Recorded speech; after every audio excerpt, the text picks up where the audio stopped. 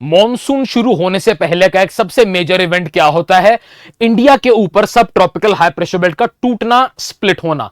ये सब tropical high pressure belt India के ऊपर अभी इस टाइम टूटनी शुरू हो गई है। इसका असली मैकेनिज्म क्या है? क्योंकि ये हिमालयाज की वजह से तो स्प्लिट नहीं होती। हिमालयाज तो सारे साल वहीं रहते रहे, जेट सीम भी वहीं पर होती है, लेकिन ये स्प्लिट इसी टाइम पर ही क्यों होती है? आपने हमेशा यही सुना होगा कि हिमालयाज के ऊपर आकर जेट सीम टूटती है, उसके बाद मॉनसून शुरू होती है, लेकिन इसके पीछे का लॉजिक क्या है एंड ये इस टाइम तक यहां पर क्यों है? ये चीज काफी पहले तक हो जानी चाहिए थी।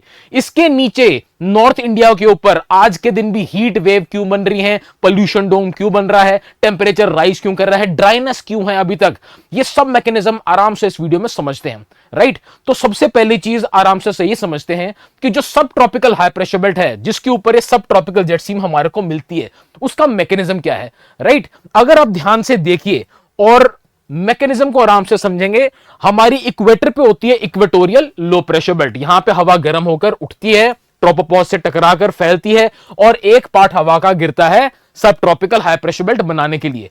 सब ट्रॉपिकल हाई प्रेशर बेल्ट जो नीचे बन रही है हमारी, उसके ठीक ऊपर क्या मिलता है? सब ट्रॉपिकल जेट स्ट्रीम। तो सब ट्रॉपिकल जेट स्ट्रीम का अगर हमने सिंपल मैकेनिज्म समझना है तो क्या है? इक्वेटर से एयर राइज करके उठी, ट्रोपोपॉज पे स्प्लिट हुई और यहां जाकर गिर गई।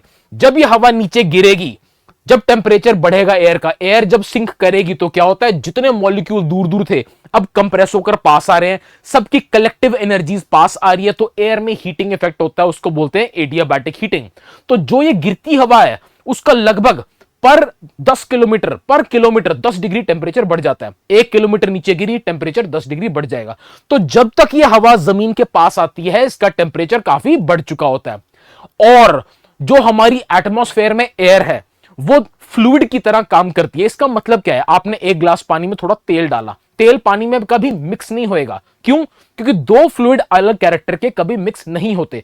ठीक उसी तरह सब ट्रॉपिकल हाई प्रेशर बेल्ट में जो गिरती हवा है उसके नीचे जो सरफेस है, सरफेस पे एक एयर बनी हुई है, उस एयर का अपना अलग कैरेक्टर है। ये दो हवाएं कभी मिक्स नहीं होती। तो जिस जिस जगह पर दुनिया में हाई प्रेशर बेल्ट, सब ट्रॉपिकल हाई प्रेशर बेल्ट आएगी, ये गिरती हवा आएगी, ये ऊपर सब ट्रॉपिकल जेट स्ट्रीम है, ये हाइड्ले सेल की अपर एयर सर्कुलेशन है, ये फेरल सेल की अपर एयर सर्कुलेशन है, ये पोलर जेट स्ट्रीम है। तो इसके नीचे जो गिरती हवा है वो नीचे की एयर को वहां पर ट्रैप करके रखती है। ये जो नीचे सरफेस वाली एयर है ये सरफेस के कांटेक्ट में रहकर सरफेस का कैरेक्टर अक्वायर करेगी।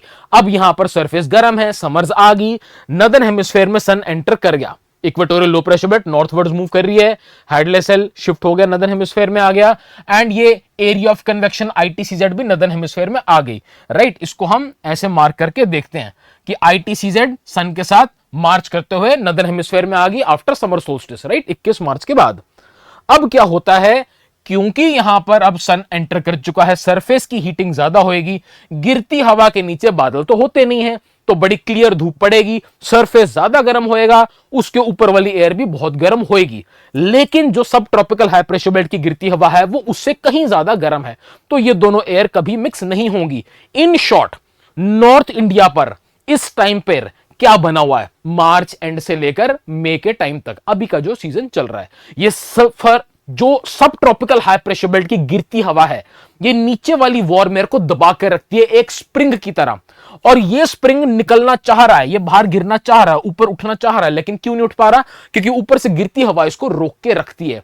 आपको लगता भी होगा कि यार मौसम रुक गया, हवा नहीं चल रही, जितना भी डर्ट पोल्यूशन है वो इसी में ही ट्रैप्ड रहता है, इसके नीचे ही हमें हीट वेव मिलती है जब ये body of air repeatedly bar bar heat होती रहती है। राइट, उसमें जेट स्ट्रीम का भी रोल है। I will not go into the mechanism for that, उसकी अलग पूरी एक वीडियो बना रखी है, लिंक नीचे मैं डाल दूंगा उसका। Right, don't worry. तो इवेंचुअली होएगा क्या? Equatorial low pressure belt northward आ रही है अपने साथ, ये जो हमने देखा आईटीसीजेड, ये कब तक शिफ्ट करेगी? जब तक आगे नहीं मूव करेंगे ये। राइट, सब ट्रॉपिकल हाई प्रेशर बेल्ट, सब ट्रॉपिकल जेट स्ट्रीम कब शिफ्ट करेगी? जब पोलर जेट स्ट्रीम शिफ्ट करेगी। तो जैसे ही ये पूरा सिस्टम शिफ्ट होएगा, सन आ रहा है northwards, polar jet stream migrate करेगी। पोलर जेट स्ट्रीम नॉर्थवर्ड कब जाएगी? पोलर जेट स्ट्रीम नॉर्थवर्ड तब जाएगी जब लैंड मास गर्म होएगा, इसके अक्रॉस एयर मासेस का कंट्रास्ट बढ़ेगा, पोलर जेट स्ट्रीम माइग्रेट करेगी। पोलर जेट स्ट्रीम माइग्रेट करेगी तभी सब ट्रॉपिकल जेट स्ट्रीम को माइग्रेट करने का रास्ता मिलेगा। जैसे ही सब ट्रॉपिकल जेट स्ट्रीम माइग्रेट करेगी, ये लोडेड स्प्रिंग, ये जो वार्म एयर मास बना है पोल्यूशन के साथ, मॉइस्चर के साथ, ये एकदम उठेगा। जब ये स्पीड से उठेगा तो 1 मिनट के अंदर 1 किलोमीटर तक का बादल बन सकता है, और अगर आप ध्यान से देखोगे तो 15-20 मिनट के अंदर पूरा एक थंडरस्टॉर्म बन के तैयार हो जाएगा। ये लेकर आते हैं इंडिया में प्री मॉनसून, जिनको बोलते हैं थंडरस्टॉर्म्स। अब हमने समझना है स्प्लिटिंग का मैकेनिज्म क्या है, कि भाई जेट स्ट्रीम टूटी क्यों। ये तो अभी होने वाला है 2 दिन के अंदर अंदर।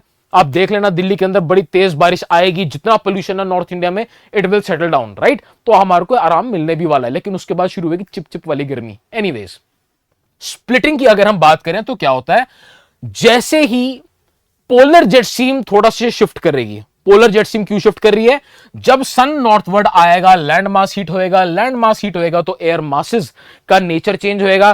पोलर जेट स्ट्रीम कोल्ड और वार्म एयर मास के बीच में रहती है। जब वार्म एयर मासेस बनने शुरू होंगे नॉर्थवर्ड्स, तो बेसिकली क्या है, जेट स्ट्रीम माइग्रेट करेगी नॉर्थवर्ड्स। अब सब ट्रॉपिकल जेट स्ट्रीम नॉर्थवर्ड जा सकती है। जैसे ही सब ट्रॉपिकल जेट स्ट्रीम नॉर्थवर्ड जाएगी, आप ध्यान से देखो उसके नीचे बन क्या रहा था, वो वार्म एयर मासेस, वो गर्म गर्म बॉडीज ऑफ एयर उसके नीचे तैयार थी। आगे की जेट स्ट्रीम में बाद में बनाता हूं। तो जैसे ही पोलर जेट स्ट्रीम शिफ्ट करी, पोलर जेट स्ट्रीम का एक मियांडर यहां क्यों आता है, क्योंकि अगर आप लैंड और वाटर की बाउंड्री देखो तो इस जगह पर ऐसे ही रहती है। कोल्ड एयर यहां पर साउथवर्ड्स आ रखी होती है, जिसकी वजह से जेट स्ट्रीम का यहां पर नॉर्मल है मियांडर करना। अब सपोज एक एग्जांपल लेते हैं, मेरे पास एक पानी की पाइप है, मैं यहां खड़े होकर पानी की पाइप मार रहा हूं, राइट। वो क्या बना दी मैंने, सब ट्रॉपिकल जेट स्ट्रीम, और मैं उसको धीरे धीरे नॉर्थवर्ड लेकर आ रहा हूं, और मेरे पीछे यहां पर क्या है, एक दीवार आ गई। मैं जैसे ही वो पाइप दीवार पे मारूंगा तो क्या आएगा, ये दीवार से लगकर टूटेगी। सीधी सी बात है, ये क्या दीवार आ गई इधर पोलर जेट स्ट्रीम की। तो जब सब tropical jet stream northward move करेगी और यहां पर पोलर जेट स्ट्रीम से इंटरेक्शन होएगा, हर साल ये होना ही होना है, ये चीज होनी ही होनी है। तो जब ये चीज होएगी तो क्या होता है, नॉर्थ इंडिया के ऊपर, तिब्बत के ऊपर जो वार्म एयर मास बन रहे थे वो क्या करेंगे, उठेंगे। अब सपोज मैंने वो स्प्रिंग दबा के रखा हुआ अपने हाथ के नीचे और मैं हटा, वो एकदम स्प्रिंग जाएगा, मेरे लगेगा, मुझे पुश करेगा, मेरे पे इफेक्ट आएगा। ये चीज होएगी, पहले तिब्बत वाला एयर मास निकला, इसने और सब ट्रॉपिकल जेट स्ट्रीम को पुश किया। नॉर्थ इंडिया वाला निकला, इसने और सब ट्रॉपिकल जेट स्ट्रीम को पुश किया। इसकी वजह से आप देखोगे कि क्या बन गया, यहां पर एक राइजिंग एयर, यहां पर क्या बनेंगे, प्री मॉनसून थंडरस्टॉर्म। जितनी पोलर जेट स्ट्रीम नॉर्थवर्ड जाएगी उतनी उतनी सब ट्रॉपिकल जेट स्ट्रीम आगे जाती रहेगी। एक ब्रांच सब ट्रॉपिकल जेट स्ट्रीम की हमें नॉर्थ इंडिया के बियॉन्ड मूव होती भी दिखेगी। ये चीज होती है splitting of the jet stream. और जब ये स्प्लिटिंग हुई है तो अगर आप आराम से देखो, सब ट्रॉपिकल जेट स्ट्रीम में अपर एयर कन्वर्जेंस होती है। Upper air of Hadley's cell, upper air of Ferrel cell की बात करते हैं। तो अगर हम इस टाइम पर बात करें नॉर्थ इंडिया के ऊपर, तो ऊपर एक बड़ा पावरफुल डाइवर्जेंट विंड सिस्टम बन जाता है। डाइवर्जेंट विंड सिस्टम है, नीचे वार्म एयर मास है, तो ऊपर ये एग्जॉस्ट फैन सा बन जाता है। नीचे का वार्म एयर मॉइस्चर को लेकर राइज करेगा पूरे इंडिया में, नॉर्थ इंडिया में थंडरस्टॉर्म आएंगे। अब यहां पर पेनिनसुलर इंडिया के ऊपर भी सब ट्रॉपिकल जेट स्ट्रीम आ गई, इसके नीचे वही मैकेनिज्म चलेगा, यहां पर भी नीचे वार्म एयर मास बनेंगे। इवेंचुअली होएगा क्या, पोलर जेट स्ट्रीम जा रही है नॉर्थवर्ड, सब ट्रॉपिकल जा रही है नॉर्थवर्ड, इवेंचुअली ये सारी की सारी शिफ्ट हो जाएगी नॉर्थवर्ड्स, और जितने warm air mass peninsular India पे भी बने थे वो भी राइज करेंगे। तब तक हमारा ITCZ भी इंडिया पे आ चुका है। तो पूरे देश में इस टाइम पर क्या मिलते हैं, थंडरस्टॉर्म।